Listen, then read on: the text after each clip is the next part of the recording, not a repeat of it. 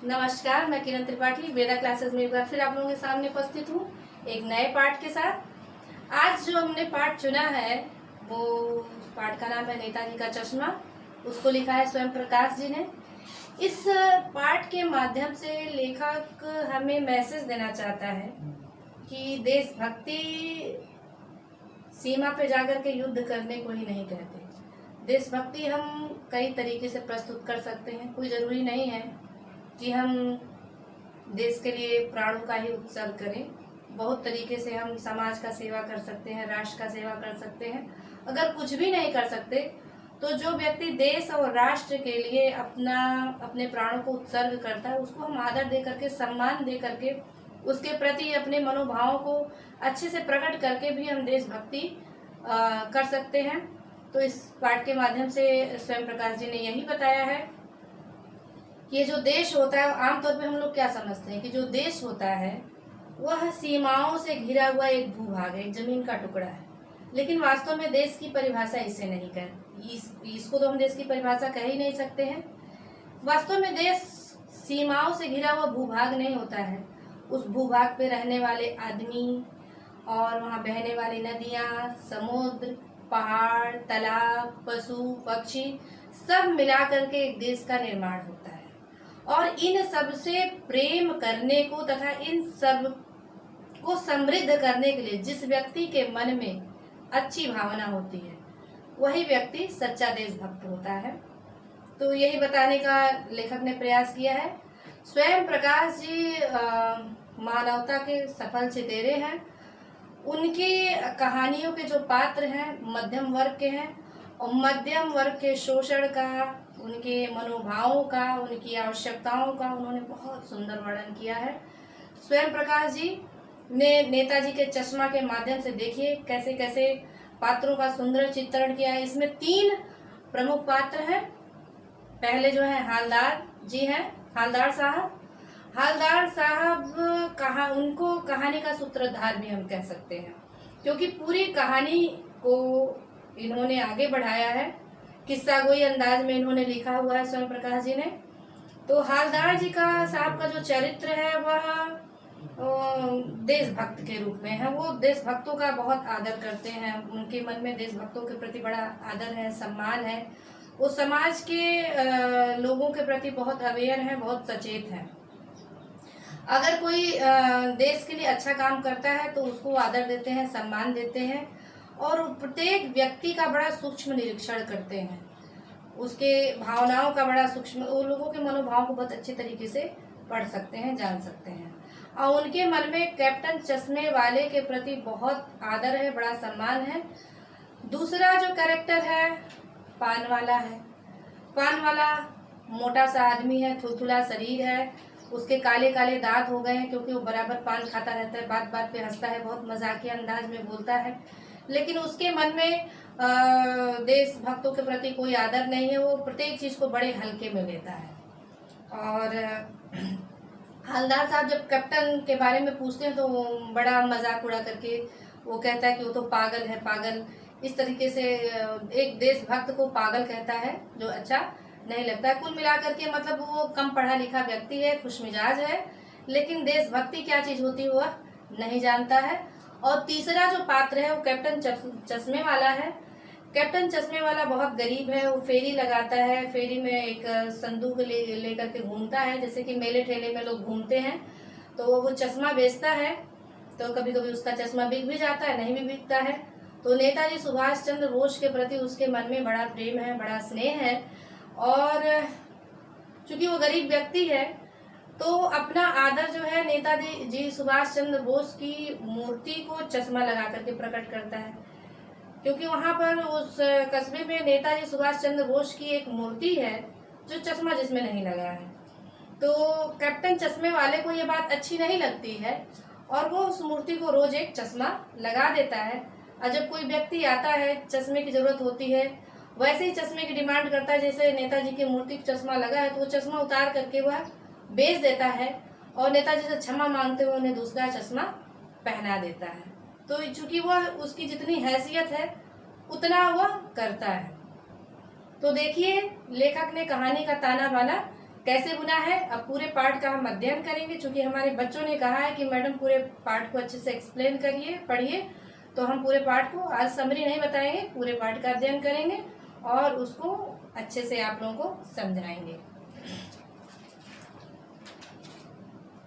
तो पाठ का नाम है नेताजी का चश्मा, लेखक है स्वयं प्रकाश जी और कक्षा 10 में यह पाठ है। चलिए इसको हम पढ़ते हैं। तो कहानी का मुख्य जो कैरेक्टर है हालदार साहब, उनके बारे में शुरुआत में ही लिखा गया है। लेखक ने क्या कहा है, हालदार साहब को हर 15वें दिन कंपनी के काम के सिलसिले में उस कस्बे से गुजरना पड़ता था। कस्बा बहुत बड़ा नहीं था जिसे पक्का मकान कहा जा सके, वैसे कुछ ही मकान जिसे बाजार कहा जा सके, वैसा एक ही बाजार था। यानी हालदार साहब नाम के जो व्यक्ति थे, कंपनी के काम के सिलसिले में किसी कस्बे में, कस्बे का नाम लेखक ने नहीं बताया, वो जाते थे और उस कस्बे में जो है पक्के मकान कम थे, बाजार भी एक छोटा सा था। तो इस तरीके का था। कस्बे में एक लड़कों का स्कूल, एक लड़कियों का स्कूल, एक सीमेंट का छोटा सा कारखाना, 2 ओपन एयर सिनेमा घर, एक ठो नगर पालिका थी। ठो का मतलब एक, ऐसे ही यहाँ पे देश शब्द है ठो, गोरखपुर और इस तरीके के क्षेत्र में ठो लोग बोलते हैं। तो उस कस्बे में 2 स्कूल था, एक लड़के का अलग, एक लड़कियों का अलग, और 2 ओपन सिनेमा घर थे, छोटा सा कारखाना था, एक नगर पालिका थी। तो कुछ न कुछ करती भी रहती थी। कभी कोई सड़क पक्की करवा दी, कभी कुछ पेशाब घर बनवा दिए, कभी कबूतरों की छतरी बनवा दी, तो कभी कभी सम्मेलन करवा दिया। इसी नगर पालिका के किसी उत्साही बोर्ड या प्रशासनिक अधिकारी ने एक बार शहर के मुख्य बाजार के मुख्य चौराहे पर नेताजी सुभाष चंद्र बोस की एक संगमरमर की प्रतिमा लगा दी। यह कहानी उसी प्रतिमा के बारे में है, बल्कि उसके भी एक छोटे से हिस्से के बारे में है। तो लेखक ने उस कस्बे की सैर करवा दी कि किस तरीके का कस्बा था। एक नगर पालिका थी जो शहर के विकास में छोटे मोटे जो काम होते हैं वो करवा देती थी। तो वहां पर चौक पर एक संगमरमर की मूर्ति लगी थी। कहानी इस मूर्ति को लेकर के ही आगे बढ़ाई जा रही है। पूरी बात तो अब पता नहीं, लेकिन लगता है कि देश के अच्छे मूर्तिकारों की जानकारी नहीं होने और अच्छी मूर्ति की लागत अनुमान और उपलब्ध बजट से कहीं बहुत ज्यादा होने के कारण काफी समय वहां पर चिट्ठी पत्री में बर्बाद हुआ होगा और बोर्ड की शासनावधि समाप्त होने की घड़ियों में किसी स्थानीय कलाकार को ही अवसर देने का निर्णय किया गया होगा। उस मूर्ति को देख करके हालदार साहब ये अनुमान लगाते थे कि संभवतः वहाँ के लोगों को किसी अच्छे मूर्तिकार के बारे में जानकारी नहीं रही होगी, या फिर उनके पास बजट नहीं रहा होगा, या फिर बहुत सारा समय बचाने के लिए स्थानीय कोई कलाकार रहा होगा, उन्होंने उससे मूर्ति बनवा ली होगी, क्योंकि देखने से मूर्ति लगता था कि किसी नौसिखिए व्यक्ति ने उस मूर्ति को बनाया होगा। और अंत में कस्बे के इकलौते हाई स्कूल के इकलौते ड्राइंग मास्टर मान लीजिए मोतीलाल जी को ही यह काम सौंप दिया गया होगा, जो महीने भर में मूर्ति बनाकर पटक देने का विश्वास दिला रहे थे। तो लेखक ऐसा अंदाजा लगा रहा था कि ये मूर्ति जो है किसी नौसिखिए व्यक्ति ने या फिर कोई स्थानीय कलाकार ने जो बहुत जल्दबाजी में इस मूर्ति को बनाया होगा। मूर्ति ऐसा देखने से लग रहा था मूर्ति को। अब आगे देखते हैं। जैसा कि कहा जा चुका है, मूर्ति संगमरमर की थी। टोपी की नोक से कोट के दूसरे बटन तक कोई 2 फुट ऊंची, जिसे कहते हैं बस्ट, और सुंदर थी। नेताजी सुंदर लग रहे थे, कुछ मासूम और कमसिन, फौजी वर्दी में। मूर्ति को देखते ही चलो दिल्ली और तुम मुझे खून दो वगैरह याद आने लगते थे। इस दृश्य से यह सफल और सराहनीय प्रयास था। केवल एक चीज की कसर थी जो देखते ही खटकती थी, नेताजी की आंखों पर चश्मा नहीं था। तो सभी लोग जानते हैं नेताजी किसे कहते हैं। नेताजी शब्द सुभाष चंद्र बोस के लिए रूढ़ हो गया है। तो ये मूर्ति नेताजी सुभाष चंद्र बोस की थी। मूर्ति देखने में अच्छी लगती थी। आधी मूर्ति 2 फुट की थी और नेताजी बहुत सुंदर और कमसिन लग रहे थे। लेकिन एक चीज क्या खटक रही थी कि नेताजी आमतौर पे जितनी भी मूर्ति हम लोग देखते हैं, नेताजी सुभाष चंद्र बोस एक गोल फ्रेम का चश्मा लगाते हैं। उस मूर्ति में चश्मा नहीं था। तो ये चश्मा जो नहीं था वो कुछ कमी खलती थी उसको देख करके। यानी चश्मा तो था लेकिन संगमरमर का नहीं था। तो मूर्ति पे चश्मा जो पत्थर का चश्मा था वो नहीं बना था, रियल चश्मा लगा था। एक सामान्य और सचमुच चश्मे का चौड़ा काला फ्रेम मूर्ति को पहना दिया गया था। हालदार साहब जब पहली बार इस कस्बे से गुजरे और चौराहे पर पान खाने रुके, तभी उन्होंने इसे लक्षित किया मतलब इसको बड़े ध्यान से देखा और उनके चेहरे पर एक कौतुक भरी मुस्कान फैल गई, यानी आश्चर्य भरी मुस्कान फैल गई। उन्होंने कहा, अरे वाह, ये आइडिया भी ठीक है, मूर्ति पत्थर की लेकिन चश्मा रियल। वो अपने मन ही मन मुस्कुराए। जीप कस्बा छोड़कर आगे बढ़ गई। तब भी हालदार साहब इस मूर्ति के बारे में ही सोचते रहे और अंत में इस निष्कर्ष पर पहुंचे कि कुल मिलाकर कस्बे के नागरिकों का यह प्रयास सराहनीय ही कहा जाना चाहिए। यानी बहुत देर तक उनकी जीप आगे बढ़ गई, लेकिन उस मूर्ति के बारे में वो सोचते रहे कि इसको किसने बनाया होगा, कैसे बनाया होगा। मूर्ति तो पत्थर की है, लेकिन पत्थर का चश्मा नहीं है, इसको काला फ्रेम वाला चश्मा बना दिया गया है।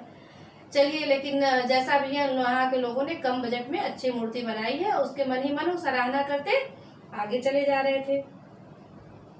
महत्व मूर्ति के रंग रूप या कद का नहीं, उस भावना का है, वरना तो देशभक्ति भी आजकल मजाक की चीज होती जा रही है। तो रास्ते में सोचते रहे कि महत्व जो है मूर्ति का नहीं है, बल्कि व्यक्ति आदमी के हृदय में देशभक्तों के प्रति आदर का महत्व है। तो कस्बे के लोग जो है सुभाष चंद्र बोस का आदर करते हैं, इसलिए बड़े प्रेम से, बड़ी श्रद्धा से उन्होंने मूर्ति बनाई है। तो कस्बे के लोगों की इस भावना का मुझे सम्मान करना चाहिए, न कि इस बात पे ध्यान देना चाहिए कि चश्मा रियल है या नहीं है। मतलब इस तरीके से चश्मे के बारे में बहुत ज्यादा ध्यान नहीं देना चाहिए, ऐसा वो सोचने लगे। दूसरी बार जब हालदार साहब उधर से गुजरे तो उन्हें मूर्ति में कुछ अंतर दिखाई दिया। ध्यान से देखा तो पाया कि चश्मा दूसरा है। पहले मोटे फ्रेम वाला चौकोर चश्मा था, अब तार के फ्रेम वाला गोल चश्मा है। हालदार साहब का कौतुक और बढ़ा। वाह भाई, क्या आइडिया है। मूर्ति कपड़े नहीं बदल सकती, लेकिन चश्मा तो बदल ही सकती है। अब इस बात से लगता है कि हालदार साहब ने मूर्ति को बड़े ध्यान से देखा था। उनको याद था कि मूर्ति में जो पहली बार उन्होंने चश्मा पहना था वो काले फ्रेम का था, चौकोर था। अब इस बार जो है चश्मा चेंज हो गया, गोल फ्रेम का है। तो इससे हालदार साहब के व्यक्तित्व का पता चलता है कि वो चीजों को बड़े ध्यान से देखते थे और उनकी याददाश्त बड़ी तेज थी। फिर अब वो तीसरी बार जब गए तो क्या हुआ, तीसरी बार फिर नया चश्मा था। हालदार साहब की आदत पड़ गई, हर बार कस्बे से गुजरते समय चौराहे पर रुकना, पान खाना, मूर्ति को ध्यान से देखना। एक बार जब कौतूहल दूरदमनी हो गया, या दूरदमनी का मतलब जब कौतूहल को, अपने आश्चर्य को जब दबा नहीं पाए, दमन नहीं कर पाए, तो पान वाले से पूछ लिया, क्यों भाई, क्या बात है, ये तुम्हारे नेताजी का चश्मा हर बार बदल कैसे जाता है। तो पान वाले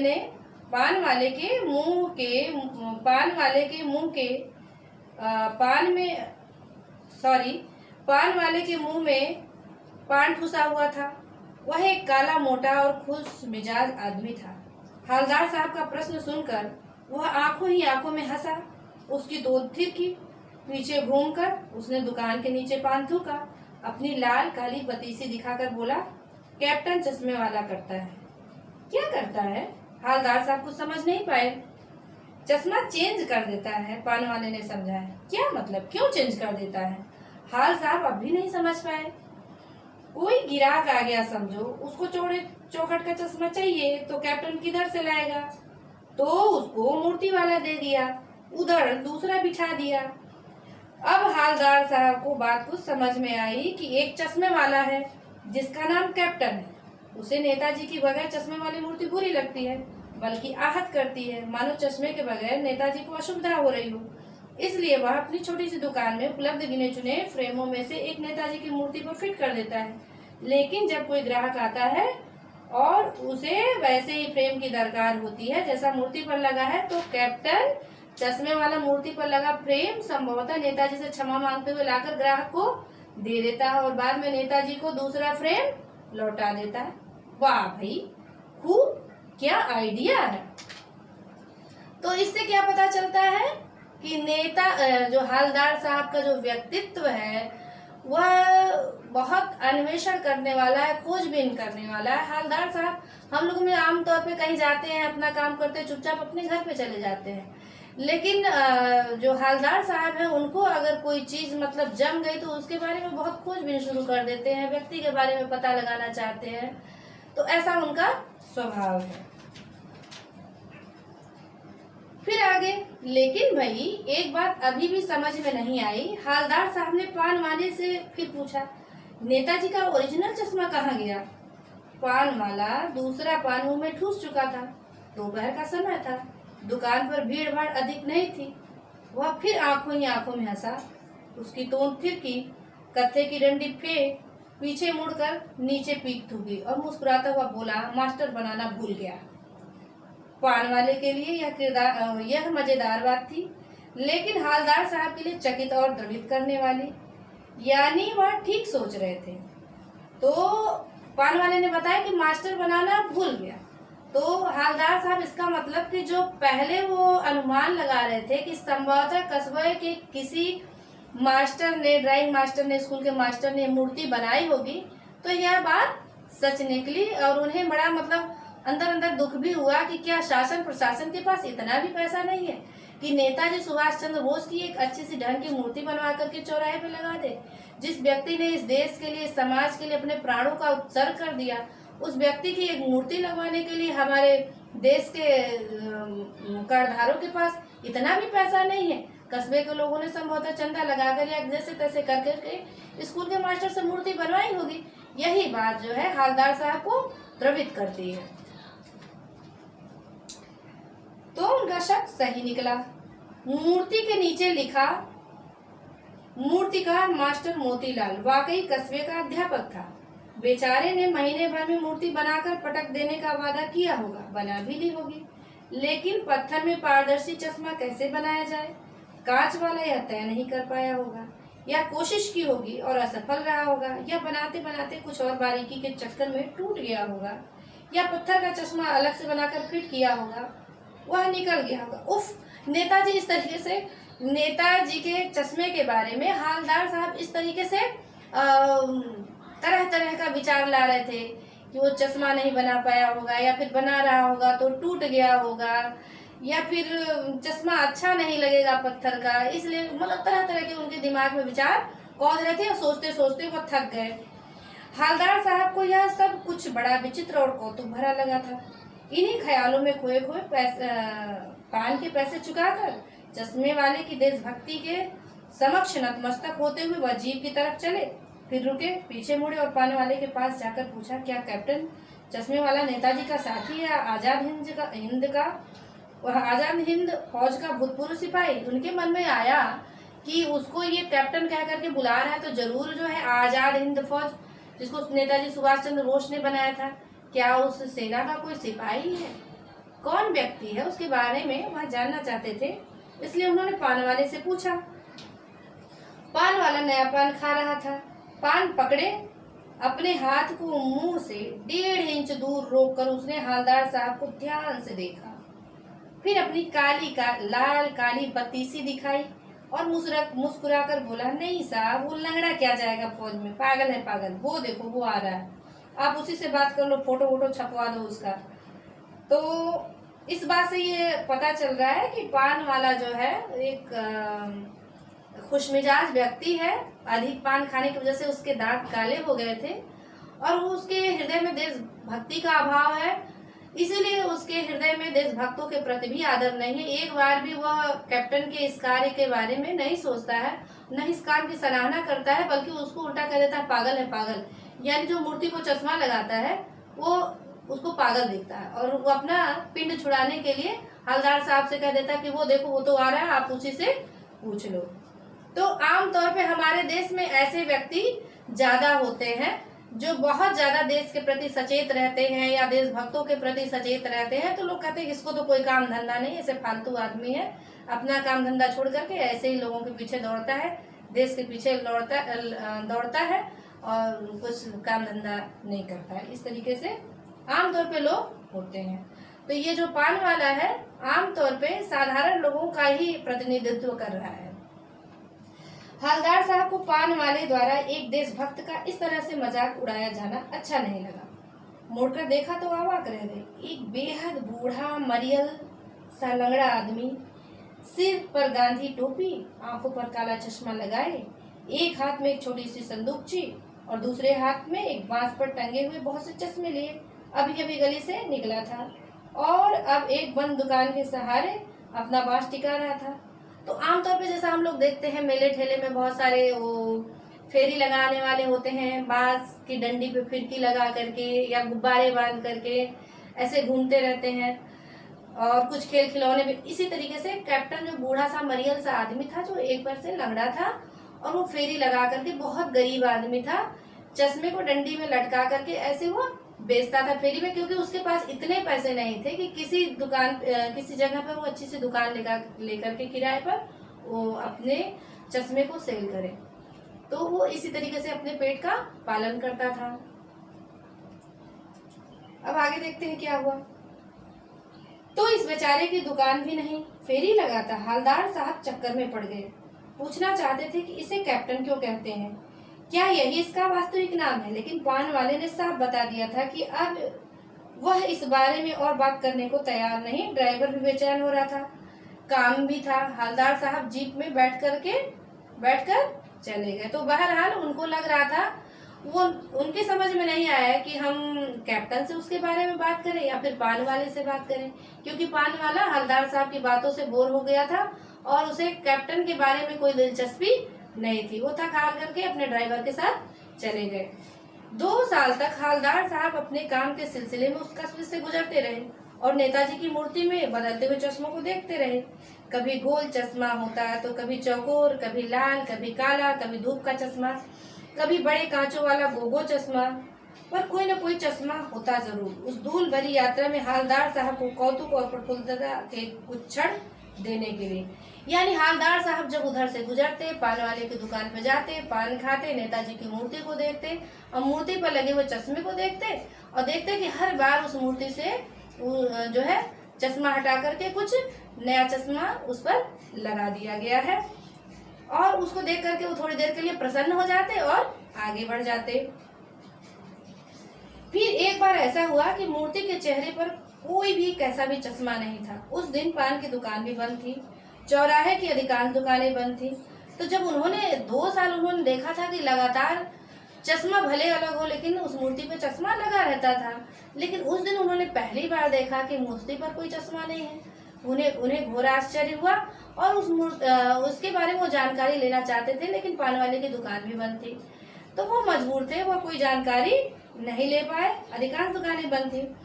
अगली बार भी मूर्ति की आंखों पर चश्मा नहीं था। हवलदार साहब ने पान खाया और धीरे से पान वाले से पूछा, क्यों भाई, क्या बात है, आज तुम्हारे नेताजी की आंखों पर चश्मा नहीं है?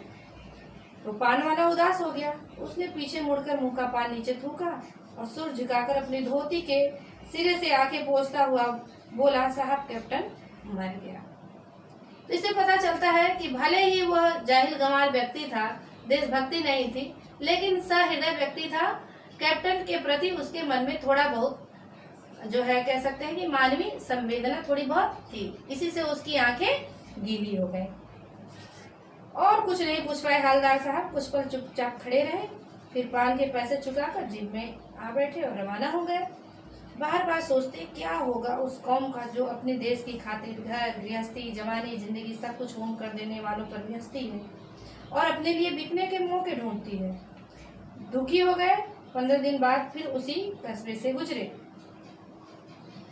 तो जो ये बात उन्होंने कहा, बार बार सोचते कि क्या होगा उस कौम का मतलब होता है देश का, जो अपने देश की खातिर घर गृहस्थी जवानी जिंदगी सब कुछ होम कर देने वालों पर हंसती है। तो उन्होंने शुरुआत में देखा था ना कि कैप्टन जब चश्मा पहनाता था तो उसके ऊपर लोग हंसते थे, उसका मजाक उड़ाते थे। तो सोचते थे कि उस देश का क्या होगा जिस देश में देश के ऊपर सर्वस्व बलिदान कर देने वालों पर लोग हंसते हैं, उनका मजाक उड़ाते हैं, उसे पागल और संकी कहते हैं, लेकिन खुद अपने अंदर नहीं झांकते। अपने निहित स्वार्थ के लिए, अपनी छोटी छोटी आवश्यकताओं को पूरा करने के लिए, अपना धर्म और ईमान बेचने के लिए लोग तैयार रहते हैं। और ऐसे बेईमान और गद्दारों के ऊपर लोग क्यों नहीं हंसते? क्या होगा उस देश का जिस देश में ऐसे लोग होंगे? ऐसा वो सोचते रहे। कस्बे में घुसने से पहले ही ख्याल आया कि कस्बे की हृदय स्थली में सुभाष की प्रतिमा अवश्य ही प्रतिष्ठापित होगी, लेकिन सुभाष की आंखों पर चश्मा नहीं होगा, क्योंकि मास्टर बनाना भूल गया और कैप्टन मर गया। सोचा आज वहां रुकेंगे नहीं, पान भी नहीं खाएंगे, मूर्ति की तरफ देखेंगे भी नहीं, सीधे निकल जाएंगे। ड्राइवर से कह दिया चौराहे पर रुकना नहीं, आज बहुत काम है, पान आगे कहीं खा लेंगे। तो चूंकि इनका हवलदार साहब के डेली का नियम बन गया था या बराबर की आदत बन गई थी। जब वहाँ पर उस कस्बे में वो जाते थे, पान वाले की दुकान पे रुकते थे, पान खाते थे, नेताजी की मूर्ति को देखते थे, चश्मे को देखते थे, फिर कैप्टन के प्रति सोचते थे। कैप्टन के प्रति सोच करके उनके मन में आदर बढ़ जाता था कि कितना अच्छा आदमी है, कि मतलब उसकी हैसियत नहीं है, जितनी हैसियत है उसी में वह देशभक्तों का सम्मान व्यक्त करने का प्रयास करता है। लेकिन आज उनका मन खिन्न हो गया। कहीं न कहीं 2 साल वो किसी न किसी तरीके से कैप्टन से जुड़े रहे, उनके मनोभाव जुड़े रहे, और कैप्टन की मृत्यु के बाद हवलदार साहब को बहुत कष्ट हो रहा था, बहुत दुख हो रहा था। इसलिए वहाँ उन्होंने न रुकने का निश्चय किया, न पान खाने का, क्योंकि जब वहाँ रुकेंगे, पान खाएंगे, नेताजी के बिना चश्मे वाली मूर्ति देखेंगे, उन्हें कैप्टन की याद आएगी और उनका मन दुखी हो जाएगा। इसलिए उन्होंने उस जगह पे न रुकने का निश्चय किया। लेकिन आदत से मजबूर आंखें चौराहा आते ही मूर्ति की तरफ उठ गए। कुछ ऐसा देखा कि चीखे, रोको। जीप स्पीड में थी, ड्राइवर ने जोर से ब्रेक मारे। रास्ता चलते रोक, देखने लगे। जीप रुकते रुकते रुकते हालदार साहब जीप से कूदकर तेज तेज कदमों से मूर्ति की तरफ लपके और उसके ठीक सामने जाकर अटेंशन में खड़े हो गए। क्यों खड़े हो गए? क्योंकि उनकी वहां पे आदत थी, वो अपने आप को नहीं रोक पाए, और अचानक से जब वहां उस जगह पर, जिस जगह पर वो रोज रुकते थे, उस जगह पर वो अचानक से उतरे। और उन्होंने क्या देखा, क्यों अटेंशन में खड़े हो गए? वो मूर्ति की आंखों पर सरकंडे से बना छोटा सा चश्मा रखा हुआ था, जैसा बच्चे बना लेते हैं। हवलदार साहब भावुक है, इतनी सी बात पर उनकी आंखें भर गईं। हवलदार साहब को ऐसा लग रहा था कि अब कैप्टन मर गया है, सुभाष चंद्र बोस की जो मूर्ति है उस पर अब कोई चश्मा नहीं पहुंचाएगा, क्योंकि उस मोहल्ले में या उस कस्बे में अब किसी भी व्यक्ति के मन में नेताजी की मूर्ति के प्रति वो आदर नहीं है, वो सम्मान नहीं है। अब शायद वो मूर्ति बिना चश्मे के ही रहने वाली है। लेकिन उनका यह शक निराधार हो गया। संभवतः उस मोहल्ले के बच्चों ने वहां पर नेताजी की मूर्ति पर जो सरकंडे का चश्मा था, खेल खेल में सरकंडे का चश्मा बना करके लगा दिया था, क्योंकि उन बच्चों को भी नेताजी सुभाष चंद्र बोस की चश्मे की अच्छी थी। तो का जो है वो लोगों के उम्मीद जगाता है। देशभक्ति आज भी लोगों के मन में है।